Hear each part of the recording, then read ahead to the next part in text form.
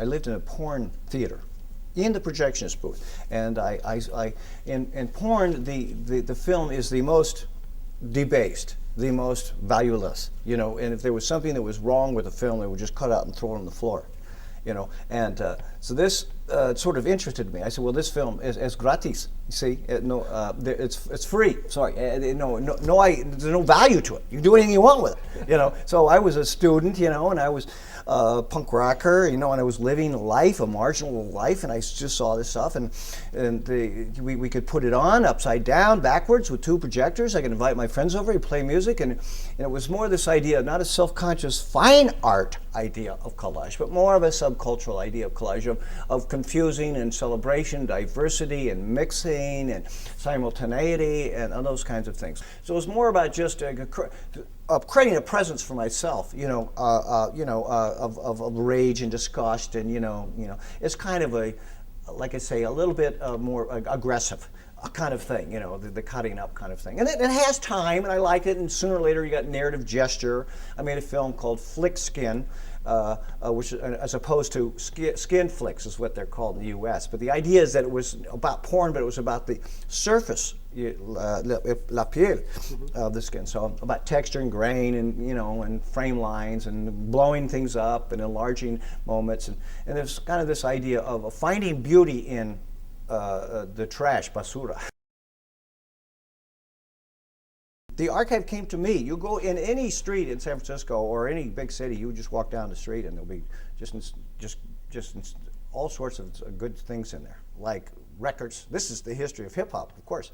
Vinyl, old. There will be 2 copies. You get it very cheap. And same thing with the film. You can find film in most every. Well, not every street, but in the urban area. You know, like Super 8, regular 8. Porn, travelogues, home movies, educational films, trailers. It's easy to find, and I just collect it, again, because of my sensibility, my nervous system. At one point I worked for 4 theaters at the same time, 4 different theaters, and I would just go there and there and there and there, and that was my life. And so I was seeing movies all the time, but never the whole movie. And I would go from that movie and see a little bit of it, and then I would go to that job and see a little bit of the other movie, and it was just a collage. My life was a collage.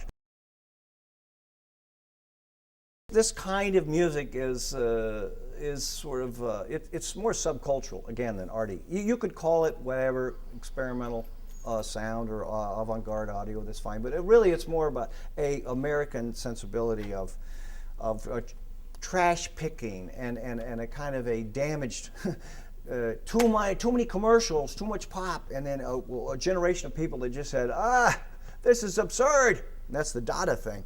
You know, it's like the Dada people refused the war, World War I, and my generation has refused the war in our heads, you know, the cultural war, the war of commodity fetishism. So we just would take these things. We didn't have the money to go out and produce something new. We would just take those things and like crack the mirror, so to speak, you know, talk back at them, but invert it, flip it. And that's what culture jamming kind of is. The collage is not enough, though, for me. You know what I mean? Mainstream advertisers can use collage.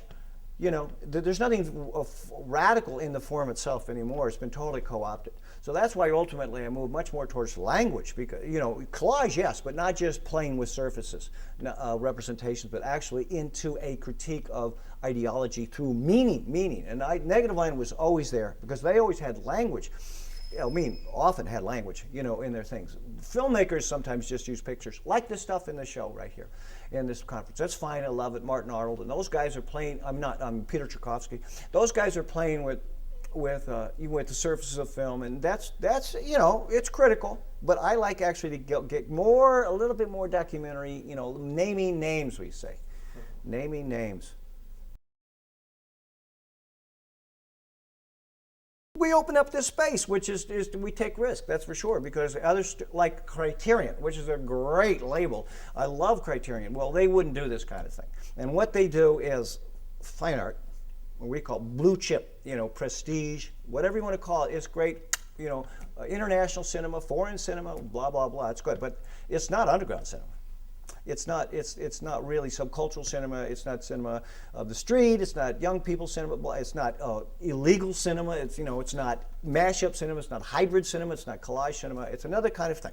So I'm, my tastes are very broad and wide. I can appreciate, what they do, but it's just not my sensibility. It's not our sensibility, which is much more aggressive and much more adversarial, much more oppositional, and we are the ones, because we're small enough that we can do this kind of thing, which is stick our neck out. So we say, take the risk of publishing the thing, which could, who knows, it could be considered illegal if someone sued us.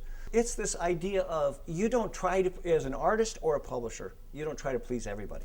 This is a very bad. This is a retrograde, reprehensible idea. What we do is you establish a place in the world of film, and then people come to you because they get what you're doing. They understand what you're doing. We don't have an advertising budget to put beautiful people in a poster. It's all, let's do this. No. Our thing is, here's our position. We're proud. We're going to hold our ground. See what I mean?